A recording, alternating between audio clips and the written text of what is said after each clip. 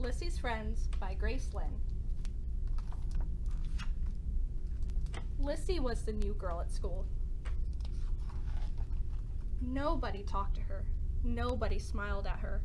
At the playground, Lissy stood on the merry-go-round by herself. Because Lissy ate lunch alone, she was finished before lunchtime was over. Since she didn't have anything else to do, Lissy took the lunch menu in front of her and began to fold it. Soon she had made a little paper crane. "Hello," Lissy said to the paper crane. "I will call you Menu, and you will be my friend." And to her surprise, Menu opened its eyes and blinked at her. Menu looked to the right, then to the left, and fluttered up with its paper wings. The rest of the day, Lissy smiled a secret smile. "Did you make any friends in school today?" Mommy asked when Lissy came home. "Well," Lissy said, patting Menu in her pocket, "I did make one friend." "Good," Mommy said. "I'm sure you'll make more tomorrow." And she did. The next day, Lissy made lots of friends. Her friends went with her everywhere. And Lissy was never alone. One day, Lissy heard a group of kids laughing as they went down the street. They stopped at one house and then another, but they didn't stop at Lissy's. "Lissy," Mommy called from downstairs, "why don't you go with your friends to the playground? I think they were all headed that way." Lissy looked at her paper friends. "Yes," she said, "let's go to the playground." Lissy led her friends down the street and to the playground. "We'll ride the merry-go-round first," she told them. "Then we can all ride together." So all the paper animals crowded onto the merry-go-round, and Lissy began to push it. Round and round Lissy pushed. She ran so hard she didn't see that her friends were having a difficult time staying on. Swoosh! The paper giraffe flew, then the paper elephant and the rabbit. A strong wind caught them and carried them up into the sky.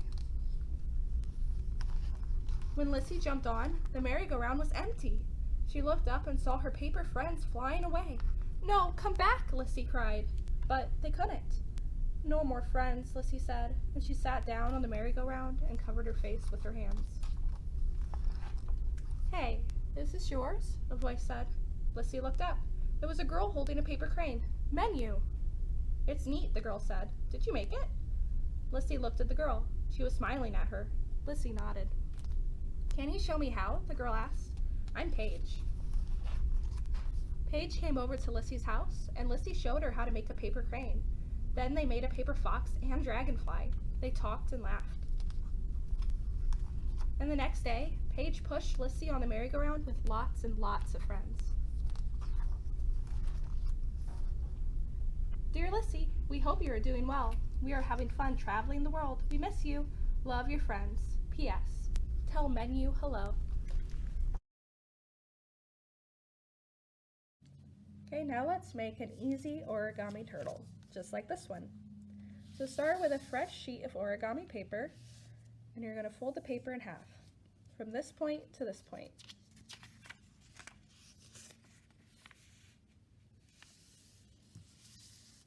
Fold it nice and neatly. Now unfold, and I'm going to do the same thing.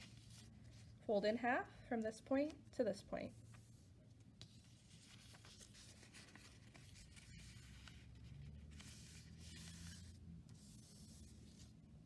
Now go ahead and unfold. And now take this point and fold it upward so it hits about right here. It doesn't have to be perfect. Just fold it up, just like so. Line it up with this line you created. Crease it well. And now you're going to take the entire model and you're going to fold it in half.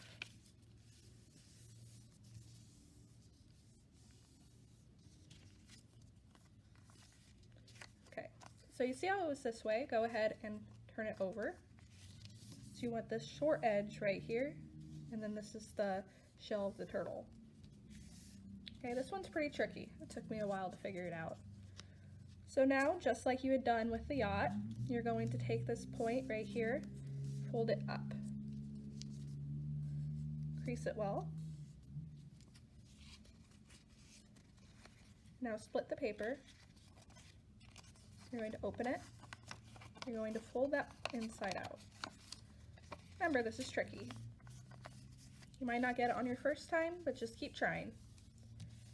You go ahead and crease it well, and there you have it. You have your own origami turtle. You can draw on the shell, add an eye, and there you go.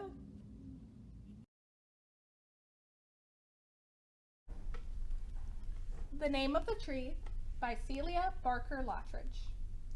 It's a Bantu folktale retold.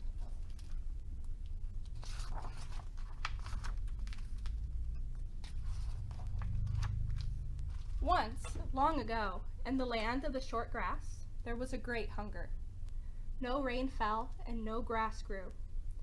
The ostrich, the gazelle, the giraffe, the monkey, the rabbit, the tortoise, the zebra, and all the other animals were hungry. They searched in the jungle, they searched by the river, they searched on the great flat plain, but they could find nothing to eat. At last, all the animals gathered together, and they said, "Let us go together across the great flat plain until we come to something we can eat." And so all the animals, except for the lion, who was king and lives in the jungle, walked across the flat, empty land. They walked and walked. After many days, they saw a small bump on the edge of the flat land. Then they saw that the small bump was a tree, and the tree was very tall. And the tree had fruit on it, such fruit as they had never seen before. It was as red as pomegranates, as yellow as bananas, as green as melons, as purple as plums, as orange as mangoes, and it smelled like all the fruits of the world. But the tree was so tall and the branches so high that even the giraffe couldn't reach the fruit, and the trunk was so smooth that even the monkey couldn't climb the tree. The animals sat on the ground and cried because the fruit smelled so good, and they were so hungry. At last, when they were too tired to cry any longer, a very old tortoise spoke. "Oh, animals," she said, "my great-great-great-grandmother told me a story about a wonderful tree. The fruit of that tree was delicious and good to eat, but it could be reached only by those who knew the name of the tree." The animals cried out, "But who can tell us the name of the tree?" The very old tortoise answered, "The king knows. We must send someone to ask him." "I will go," said the gazelle. "I am the fastest runner of us all." And that was true. So the gazelle started out across the great flat plain. He ran like an arrow shot from a bow, and as he ran he thought, "How lucky the animals are that I am willing to go to the king. No one can run as fast as I." Indeed, it was not long before the gazelle reached the jungle and the place by the river where the king lived. The king was sitting with his tail neatly wrapped around him. Every hair in his golden coat lay smooth and shining. He spoke kindly to the gazelle. "What do you wish of me?" he said. "Oh, great king," said the gazelle, "all the animals are hungry, and we have found a tree filled with wonderful fruit. But we cannot eat the fruit until we know the name of the tree." "I will tell you," said the lion, "but you must remember, for I don't want to have to tell anyone else. The name of the tree is Ungali." "Ungali," said the gazelle, "I will run as fast as the wind, and I will reach the tree before I can possibly forget."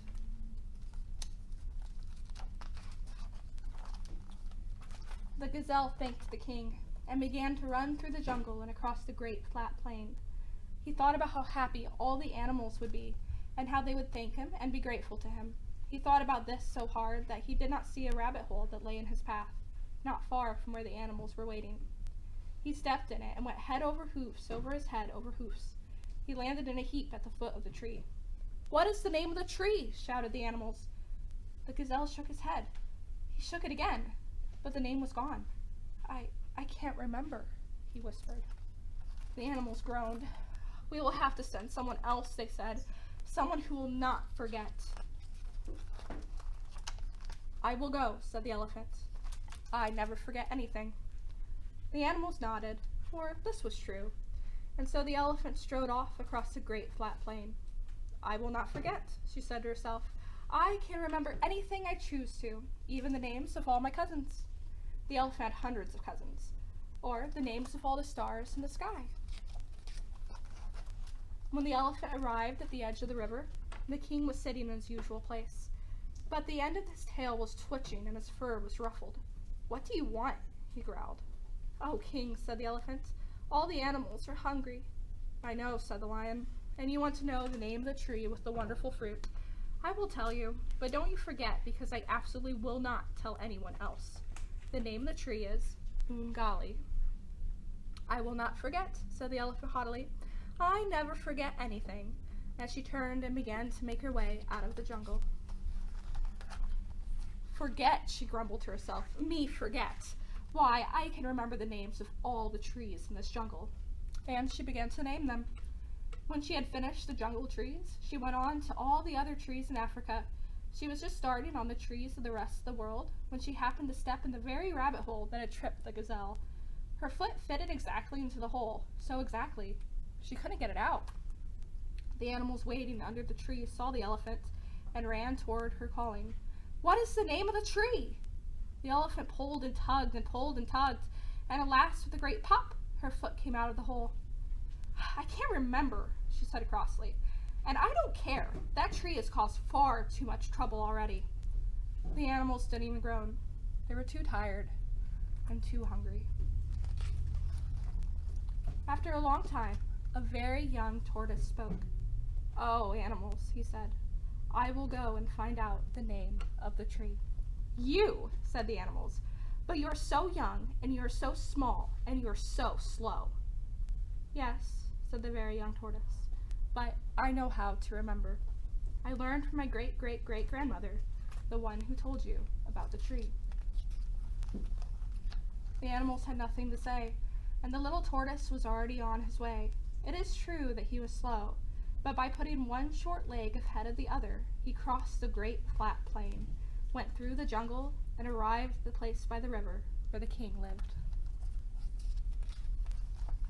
The king was not sitting in his usual place. He was pacing up and down the bank of the river, waving his tail. His fur was standing on end. When he saw the very young tortoise, he roared, If you have come to ask me the name of the tree, go home.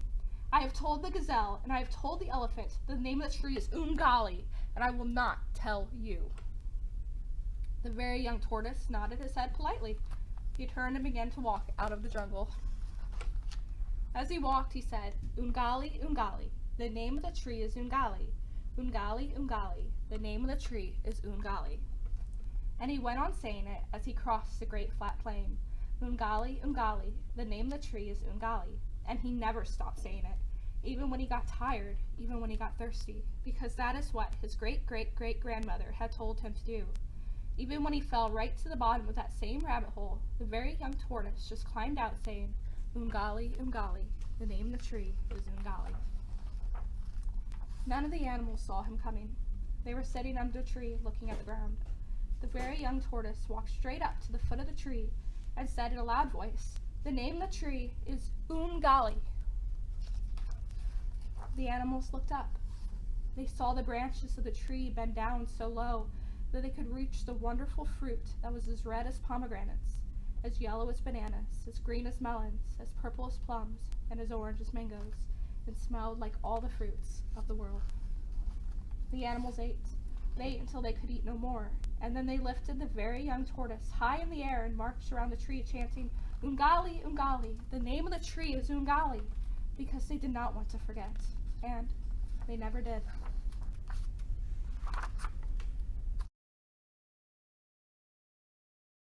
Now we are going to make a kirigami turtle. So kirigami is a little bit different than origami. So origami is just folding, while kirigami is from the Japanese word kiri, which means cutting. So for this turtle, you're going to need a pair of scissors. So make sure that you have some parental supervision if you need it, okay? So this turtle is a lot more difficult than the previous one. So as always, just be patient and keep practicing, okay? So we're going to start by folding it in half. So go from this bottom point to this top point. Now these beginning steps are going to be a lot like the crane that we do in our last episode. So just keep that in mind. This is good practicing for that final crane, okay? So go ahead and fold in half once again, this bottom to this top point.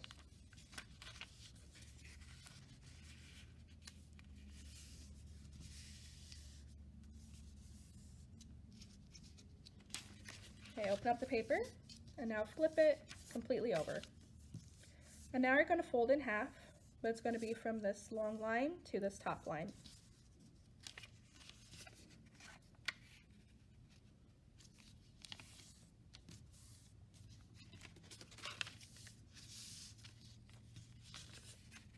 And then you're going to repeat the same thing. So this bottom line to this top line.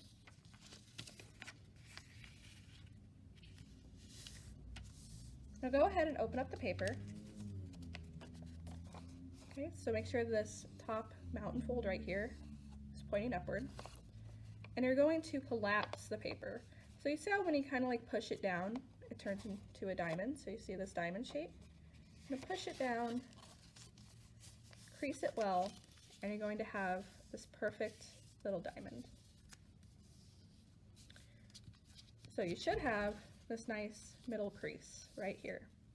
And you're going to take this point and fold it to that center crease. Okay, so it'll look like this. And you're going to do the same exact thing on the other side. So take this point and bring it in.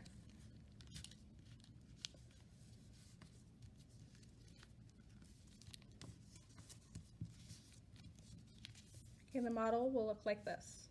Now take this top point and you want to make a crease. So push it down and let it go. Now this part's pretty tricky. I've heard it be called a frog's mouth before. So take these two flaps you created and open it up. And when you lift it, the paper should come up just like this. Okay, so take this bottom point and lift. And you're going to push these sides in.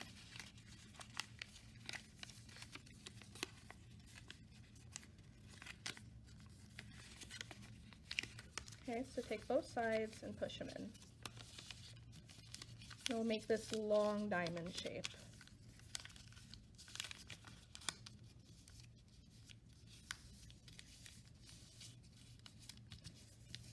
See, it's called a frog's mouth because you can pull the edges and they open. Go ahead and crease it down. And your model should look just like this. Now this is where the kiri, the cutting part, comes in. So grab a pair of scissors, flip the model over, and you're going to cut to the center. So you see this line you created? Cut to that spot right there.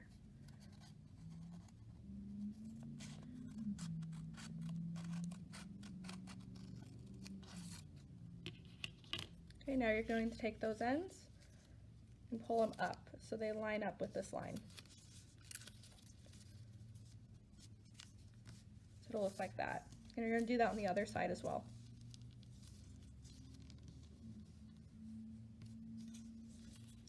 Okay.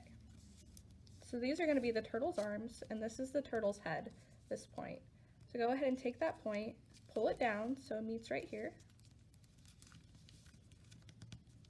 and then pull it up.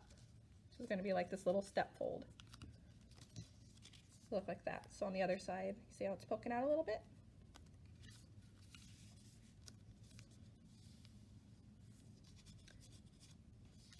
Okay, so now I want you to take these bottom flaps, you're going to pull them out, and this is going to be the turtle's feet.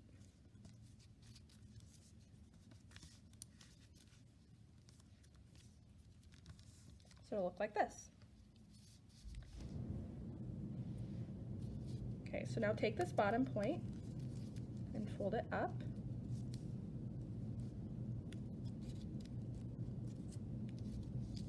And then take these 2 points and fold them in.